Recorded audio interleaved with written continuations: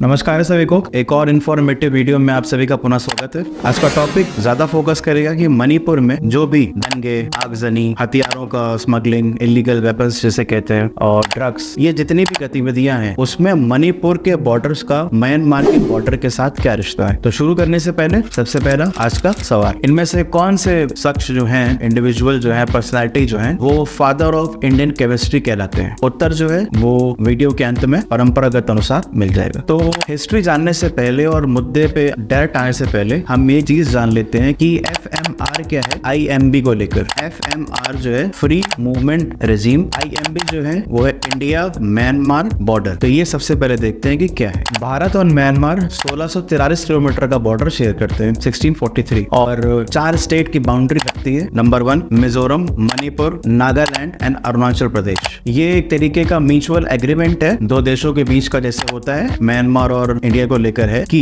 Myanmar से अगर आप भारत की तरफ चले तो 16 किलोमीटर, और भारत की तरफ से अगर आप म्यांमार की तरफ चले तो 16 किलोमीटर तक इतना आप टेरिटरी जो है वो विजिट कर सकते हैं। काम को लेकर, अपने रोजमर्रा के जिंदगी में जो भी जरूरतें हैं उनको लेकर आप फ्री ट्रेवल कर सकते हैं विदाउट वीजा। ये 2018 में इम्प्लीमेंट किया गया था। 2018 में नरेंद्र मोदी गवर्नमेंट के जो एक्ट ईस्ट पॉलिसी को लेकर मुहिम थी, तब ये इम्प्लीमेंट किया गया था FMR, फ्री मूवमेंट रेजिम। तो क्या जरूरत थी? बिल्कुल जरूरत थी। आगे अभी वीडियो जब थोड़ा डिस्कशन शुरू होगा तब बताया जाएगा कि क्यों जरूरी था। लेकिन सवाल मन में आएगा वीडियो के अंत तक कि भाई खोल क्यों रखा है, बंद कर दो, म्यांमार बॉर्डर ज्यादा दिक्कत हो रही है। तो अब दूसरा टॉपिक देख लेते हैं कि ये जो रेजिम तैयार किया गया उसका इतिहास क्या है। आसान भाषा में 1826 में राम और श्याम आराम से रह रहे थे। फॉर एग्जाम्पल, एक दिन ब्रिटिशर्स आए 1826 में 1826 और बीच में लाइन ड्रॉ कर गए। राम जो था वो मणिपुर में आ गया, इंडिया में आ गया, और जो श्याम था वो म्यांमार में रह गया। अब हमारा ऊपर आपके आई बटन में लिंक आ जाएगा, हमने उस बारे में बात करी है कि एथनिक कॉन्फ्लिक्ट होता क्या है और कितनी ताकत रखता है कोई बवाल कराने का, क्योंकि वहां के लोग आज भी इस तरफ के श्याम के जितने भी आगे के वंशज हैं उनको अपना मानते हैं और सुख दुख में खड़े होते हैं। तो ये राम और श्याम थे कुकी जोमी ग्रुप। यहाँ तक कि यानी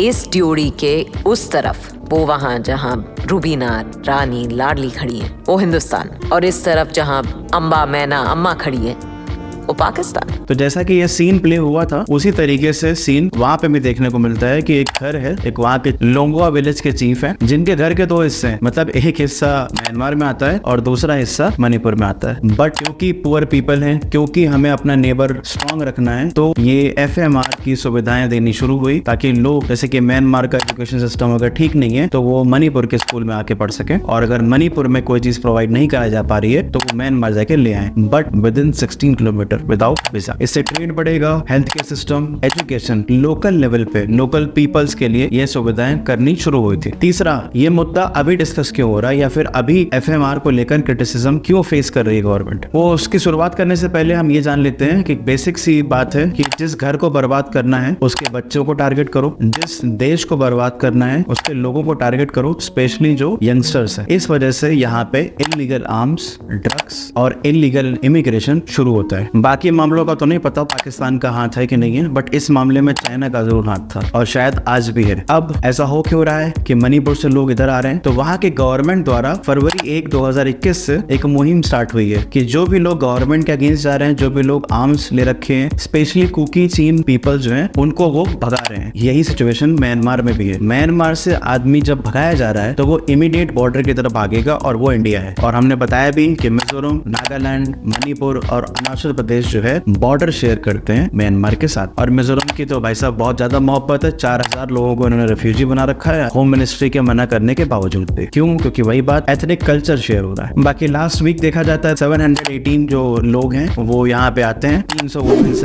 300 मेंस भी हैं, वो बाकी बच्चे हैं, और उनकी पूरी की डिटेल असम राइफल्स द्वारा म्यांमार फोर्सेज है उनको दी जा चुकी है। बाकी कुछ टेररिस्ट ग्रुप्स भी हैं जो ऑपरेट कर रहे हैं म्यांमार से, इलीगल ट्रैफिकिंग में बहुत हेल्प कर रहे हैं वो, जो कि मणिपुर में लाया जा रहा है, मिजोरम में लाया जा रहा है, और हर रास्ते से मुमकिन कोशिश की जा रही है कि ऐसा हो पाए। PLA, United Liberation Front of Assam, ULFA, National Socialist Council of Nagaland, NSC CN, और कुछ कुकी और जोमी ग्रुप्स जो कैंप्स बिल्ड कर रहे हैं सगाइंग डिवीजन में, काचन स्टेट में, चिन स्टेट में, म्यांमार के। और ये सब ट्रैफिकिंग करके ड्रग्स की, आर्म्स की और एमिनेशंस की उनका फंड रेज करने में उनको हेल्प हो रही है। नार्कोटिक्स डिपार्टमेंट के हवाले ये पता चलता है हेरोइन, ओपियम, ब्राउन शुगर, गांजा, क्रिस्टल मेथ एंड याबा, ये एक तरीके का mix of methamphetamine and caffeine का मिक्सचर है। बाकी आपकी स्क्रीन पे डिटेल आ जाएगी। लास्टली, क्या मणिपुर में मेथी और कुकी को लेकर जो हम ऑलरेडी कवर कर चुके हैं, बहुत सारे न्यूज कवर हो चुकी है हाई कोर्ट के ऑर्डर के बाद जो दंगे शुरू हुए वो तो है। उसके अलावा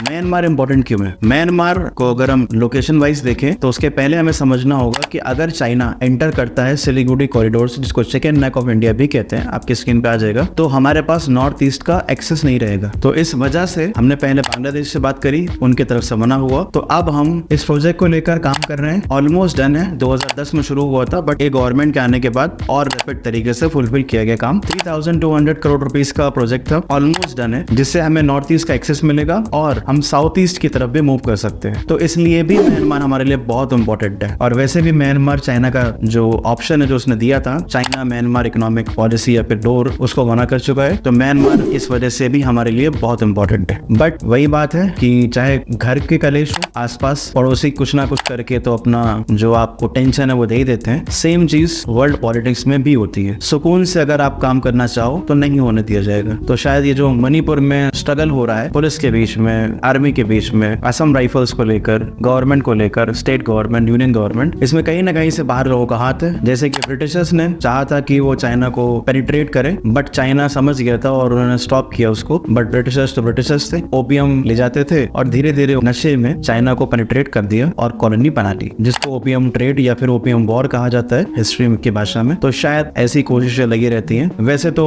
जो लोग इन्वॉल्व हैं, ऑफिशियल्स के हवाले पता चलता ही है कि गवर्नमेंट एक्शंस ले रही है, बट फिर भी फेंसिंग करके और नहीं करके ऑप्शन नहीं है, और भी स्ट्रिक्ट एक्शंस और चेकिंग थोड़ा सा स्ट्रिक्ट करना पड़ेगा। बाकी लास्टली किसी का कहना सही है कि फेंस आप कितना भी लगा लो, हंसी के तौर पे ये है। तो जब वो मुन्नी तार के नीचे से बजरंगी भाईजान के साथ जा सकती है, जब वो घर पहुंच सकती है, तो किसी न किसी तरीके से, क्योंकि चेकिंग तो प्रॉपर होती नहीं है, अपना समझ के कि लोगों को बेनिफिट जब आप देते हो, वेलफेयर की बात करते हो, तो ऐसा माहौल बनाना भी ठीक नहीं है। बट इस चीज को गलत तरीके से भी यूज करना ठीक नहीं है। बाकी म्यांमार और इंडिया के जो फोर्सेस हैं वो साथ मिलकर ऑपरेट कर रही हैं, चाहे वो नेवल फोर्सेस हो, चाहे वो आर्मी हो, टेरिटोरियल फोर्सेस, जिसका रिजल्ट देखने को बहुत जल्दी मिल सकता है। बाकी ये वो चीजें हैं जो मणिपुर को जलाए रखने में म्यांमार की तरफ से कहीं ना कहीं से हेल्प कर रही हैं, और मामला कहीं ना कहीं से इंडिया के रिश्ते म्यांमार के साथ, या ये कहिए कि नॉर्थ ईस्ट के साथ कट जाए, ऐसी कोशिश पुरजोर है। आंसर ऑप्शन सी आज के क्वेश्चन का, पीसी रे साहब। बाकी वीडियो इन्फॉर्मेटिव लगाओ तो वही जो परंपरा है, प्यार दीजिए और खूब दीजिए, क्योंकि प्यार हमेशा कम ही पड़ जाता है। आसपास के लोगों का ख्याल रखें, हमारी यही गुजारिश रहेगी कि सब कुछ आसपास कुशल मंगल हो आपके। नेक्स्ट वीडियो आने तक के लिए धन्यवाद।